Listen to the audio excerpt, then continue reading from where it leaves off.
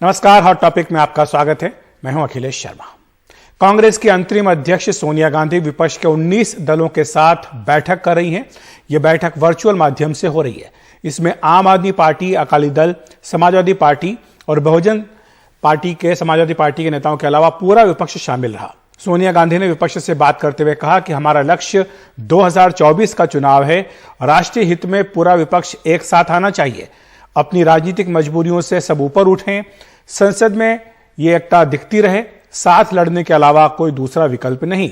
सोनिया गांधी ने यह भी आरोप लगाया कि गैर बीजेपी राज्यों के साथ भेदभाव किया जा रहा है।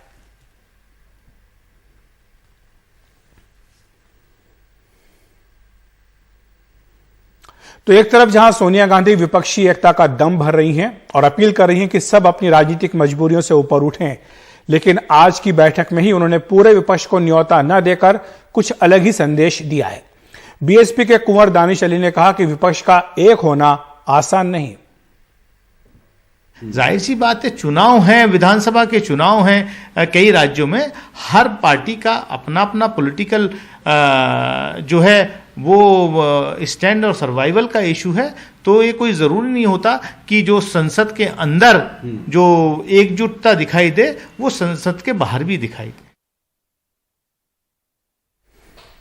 हमारे सहयोगी हिमांशु शेखर हमारे साथ जुड़ गए, जो इस खबर पर लगातार नजर रखे हुए। हिमांशु, हमने देखा आप बात कर रहे थे कुंवर दानिश अली से, जो बीएसपी के नेता हैं।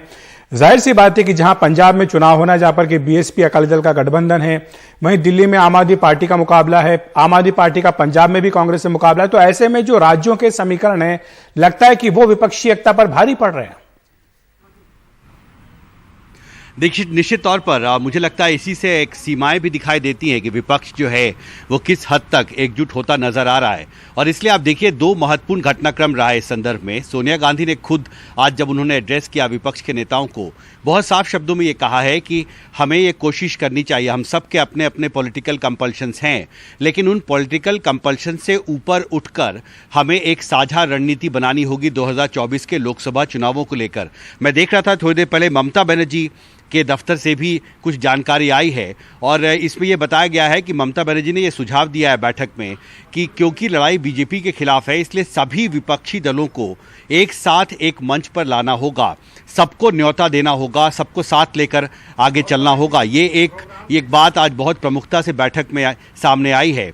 लेकिन बैठक में निश्चित तौर पर बसपा मौजूद नहीं थी, आम आदमी पार्टी के नेता भी नहीं थे, समाजवादी पार्टी भी इस बैठक का हिस्सा नहीं थी।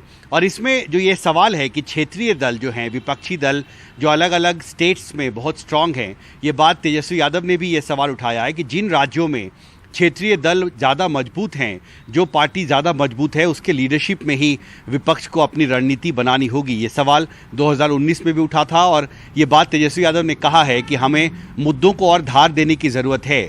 7 साल से हम एक ही तरह से लड़ने की कोशिश कर रहे हैं, पर इसका कोई कारगर नतीजा निकलता सामने नहीं दिख रहा है। और इसलिए बहुत ज़रूरी है कि विपक्ष को एकजुट करने के लिए नई रणनीति बनानी होगी, नए मुद्दों को तलाशना होगा और ज़्यादा प्रभावी तरीके से सरकार को घेरने की कोशिश करनी होगी। और निश्चित तौर पर जब तक जो विधानसभा चुनावों का आपने जिक्र किया, एक ऐसी टेस्ट होगा मुझे लगता है विपक्षी दलों के लिए, पंजाब में, उत्तर प्रदेश में जो चुनाव हो रहे हैं, कि वहां पर किस हद तक जो क्षेत्रीय दल हैं वो अपने अपने हितों से ऊपर उठकर एक साथ आने के लिए तैयार होंगे राष्ट्रीय स्तर पर। जाहिर सी बात है हिमांशु, बहुत बहुत शुक्रिया आपका कि विपक्षी दलों का साथ आना इतना आसान नहीं है, सबके अपने अपने हित हैं।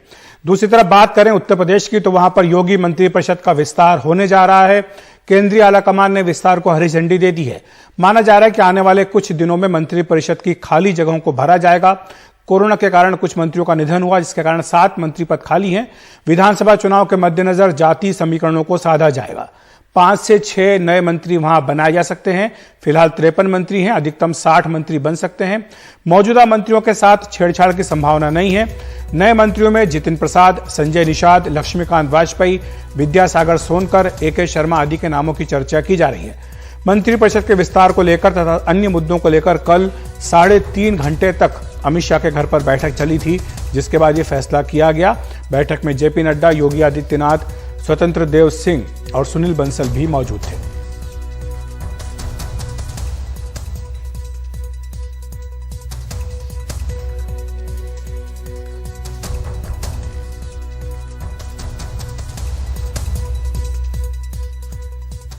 और उत्तर प्रदेश की बात करें तो वहां पर विकास दुबे एनकाउंटर की जांच कमेटी ने पुलिस को क्लीन चिट दे दी है। कमेटी ने कहा कि एनकाउंटर की पुलिस की कहानी पर शक की कोई गुंजाइश नहीं।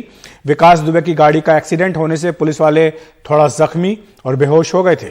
विकास भी बेहोश था और इंस्पेक्टर की रिवॉल्वर लेकर बाद में भागा और मुठभेड़ में मारा गया। उधर चुनाव से पहले प्रदेश भर में हो रहे बीएसपी के ब्राह्मण सम्मेलन में बीएसपी विकास दुबे एनकाउंटर को फर्जी बता रही है। विकास दुबे की गाड़ी हाईवे पे पलटी पड़ी है। आगे चल रही पुलिस की गाड़ी गोलियों से छलनी है। शीशे टूटे हैं। इस एनकाउंटर में विकास दुबे को गोली लगी और मारा गया। Retired justice BS Chauhan, SK Agarwal और पूर्व डीजीपी केएल गुप्ता की कमेटी ने इस पे लिखा है कि विकास दुबे की गाड़ी का बारिश में एक्सीडेंट हो गया। इससे पुलिस वाले जख्मी हो गए और हल्के बेहोश भी। विकास थोड़ा बेहोश इंस्पेक्टर रमाकांत की रिवॉल्वर छीन के भागा। पुलिस ने विकास को दौड़ाया तो वो उन पे गोलियां चलाने लगा। उसने 2 पुलिस वालों को घायल कर दिया। अपने बचाव में पुलिस ने गोली चलाई, वो जख्मी हो गया। अस्पताल ले जाया गया तो डॉक्टरों ने बताया कि वो मर चुका है। विकास दुबे के एनकाउंटर की पुलिस की कहानी पे शक की कोई गुंजाइश नहीं। जय श्री राम। बीएसपी अपने ब्राह्मण सम्मेलनों में विकास दुबे और उनके साथियों के एनकाउंटर को जोर शोर से उठा रही है। पार्टी महासचिव सतीश मिश्रा इन सम्मेलनों में सरकार पे ब्राह्मण विरोधी होने के इल्जाम लगा रहे हैं और इन एनकाउंटरों पे सवाल खड़े कर रहे हैं। इतना बड़ा चिट्ठा है, कहां तक गिनाएंगे? 1 घंटा लग जाएगा खाली उनके किस्से बताने में आपको कि कहां पर कैसे कैसे 400 से ज्यादा ब्राह्मण समाज के लोगों को मार गिराया गया। इनकी तरह नहीं कि कहते हैं रोको और ठोक दो, लेकिन पहले जात पूछ लो और उसके बाद ठोक दो। बीएसपी के ब्राह्मण सम्मेलन लगातार चल रहे हैं।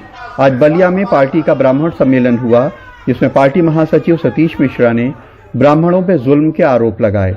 बाद में मीडिया से कहा कि उन्हें इस जांच रिपोर्ट पे भरोसा नहीं है। अरे किसकी पुलिस की बात कर रहे हैं? वही तो किसके अंडर में है? वो किसके अंडर में? यूपी के अंडर में, यूपी के मुख्यमंत्री के अंडर में है। तो जो जब हाथरस में वो हो सकता है तो वहां पर क्यों नहीं होगा? इस रिपोर्ट की कोई वैल्यू है? हमारी सरकार आने दीजिए, दोबारा से इन सब चीजों को देखा जाए। समाजवादी पार्टी ने भी पार्टी के वरिष्ठ नेता जनेश्वर मिश्रा की जयंती पर पूरे प्रदेश में साइकिल रैली निकाली थी। इसे भी बीएसपी के ब्राह्मण सम्मेलनों का जवाब माना जा रहा है। विकास दुबे कांड की ये जांच रिपोर्ट उत्तर प्रदेश विधानसभा में उस वक्त पेश की गई जब विधानसभा स्थगित होने जा रही थी। इसके ऊपर ना तो कोई चर्चा हुई, ना कोई इसका कहीं पे जिक्र हुआ, लेकिन सियासी हलकों में और आवाम के बीच जरूर ये चर्चा का विषय है। लखनऊ में कैमरामैन राजेश गुप्ता के साथ कमाल खान, एनडीटीवी इंडिया।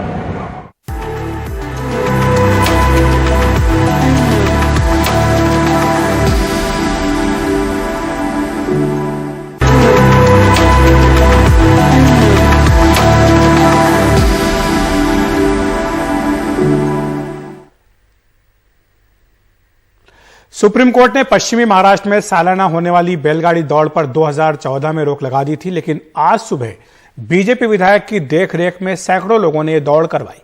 बीजेपी नेता का कहना है कि अदालत जो भी कहे वो अपनी संस्कृति को बचाने के लिए कुछ भी करेंगे।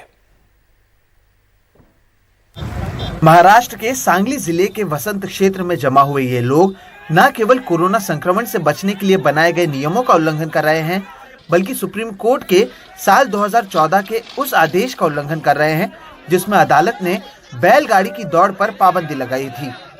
बीजेपी विधायक गोपीचंद पडलकर ने पहले ही 20 अगस्त को इस दौड़ के आयोजन की घोषणा की थी। बड़े पैमाने पर जब पुलिस मौके पर पहुंची तो पता चला कि आयोजकों ने मुख्य स्थल से कुछ किलोमीटर दूर भोर में ही इसका आयोजन किया और कई लोग इसमें शामिल भी हुए।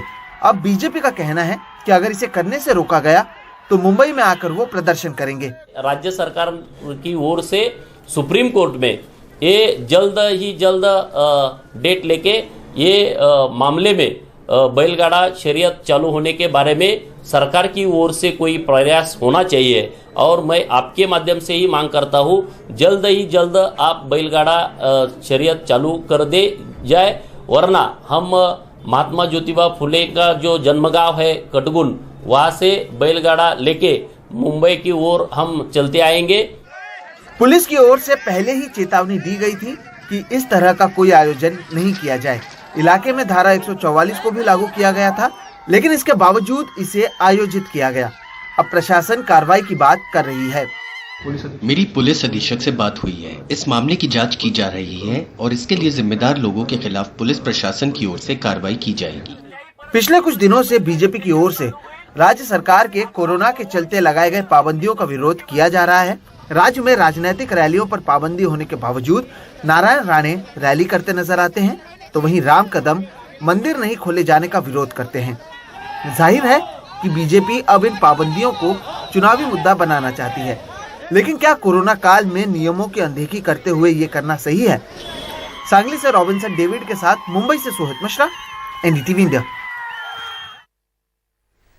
भारत में रह रहे सैकड़ों अफगान शरणार्थी दूसरे देशों के दूतावासों के बाहर हर रोज इस उम्मीद में खड़े हो जाते हैं कि शायद अमेरिका या ऑस्ट्रेलिया जैसे देश उन्हें अपने यहाँ शरणार्थी का दर्जा दे दे।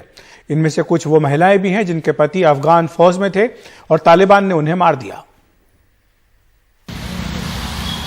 52 साल की जरगुना बारिश में भीगती हुई पैदल एक दूतावास से दूसरे दूतावास जा रही हैं। जरगुना के पति अफगानिस्तान के राष्ट्रपति भवन में काम करते थे। उन्हें 5 महीने पहले तालिबान ने गोली मार दी। जरगुना ने किसी तरह भारत में शरण ली, लेकिन UNHCR कार्ड न होने के कारण जरगुना को भारत में दूसरे शरणार्थियों की तरह सुविधाएं नहीं मिल पा रही। UNHCR कार्ड बनाने के लिए जरगुना को 2 साल बाद का अपॉइंटमेंट मिला है।